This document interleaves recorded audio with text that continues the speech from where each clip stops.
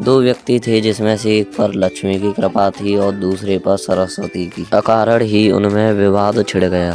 एक धन को बड़ा मानता था और दूसरा बुद्धि को। लड़ते लड़ते वे दोनों राजा के पास पहुंच गए और दोनों ने अपनी अपनी बात कहकर अपना न्याय मांगा। राजा ने यह इल्लत लगना उचित न समझा, उन्हें रोम के सम्राट के सामने पेश कर दिया।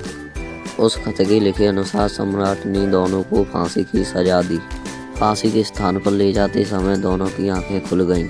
बुद्धिमान ने धनवान से कहा, तू ही कहता है धन बड़ा है, तू धन का उपयोग करके अपने प्राणों की रक्षा कर। धनवान ने जी जान से कोशिश की पर उसका कोई उपाय सफल न हो सका।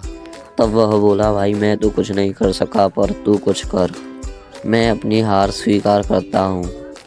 बुद्धिमान ने कहा, इसमें जय पराजय जैसी कोई बात नहीं, इसमें बात है अपने बचाव की। इसमें हमें ऐसा करना है कि फांसी पर चढ़ते समय एक दूसरे को आगे धकेलना है, फिर मैं पीछे संभाल लूँगा। हजारों की भीड़ में उन्हें फांसी के स्थान पर ले जाया गया। दोनों ने एक दूसरे को धक्का मुक्की शुरू कर दी। एक दूसरे से कहने लगे, पहले मैं जाऊंगा, नहीं पहले मैं मरूंगा।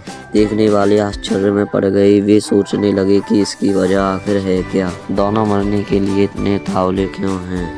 तभी रोम का सम्राट वहां फांसी के स्थान पर पहुंचा और इस व्यर्थ की धक्का मुक्की का कारण पूछा। उसने कहा, जब मरना दोनों को है तो इस व्यर्थ की धक्का मुक्की का कारण क्या है।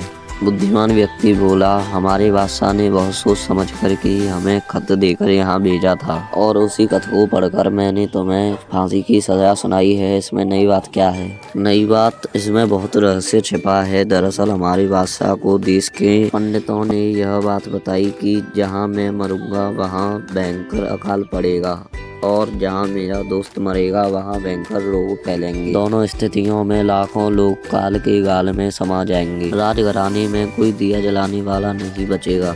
इसलिए मैं सोचता हूँ कि पहले मैं मर जाऊँ, जिससे लोग भयंकर भुखमरी से बच जाएंगे। पर ये सोचता है कि पहले ये मर जाए, जिससे यहाँ भयंकर रोग फैल जाएं और प्रजा के साथ साथ राजवंश भी समाप्त हो जाए। बस यही झगड़ा है हम दोनों में। यह सुनकर सम्राट सन्न हो गया। वह बटिया चढ़ाकर विस्मय से बोला, अच्छा तो यह बात है। बुद्धिमान व्यक्ति बोला, हाँ आप स्वयं सोच सकते हैं, हमें फांसी पर चढ़वाकर मरवाने की क्या जरूरत थी बादशाह को। क्या वहाँ हमें फांसी नहीं दी जा सकती थी? बस इस दुर्संभावना से बचने के लिए हमारे बादशाह ने हमें यहाँ भेजा। आप जल्दी से हमें मरवा दीजिए। बुद्धिमान व्यक्ति की बात सुनकर रोमन सम्राट इतना भयभीत हो गया कि उसने उन दोनों को तुरंत लौटा दिया।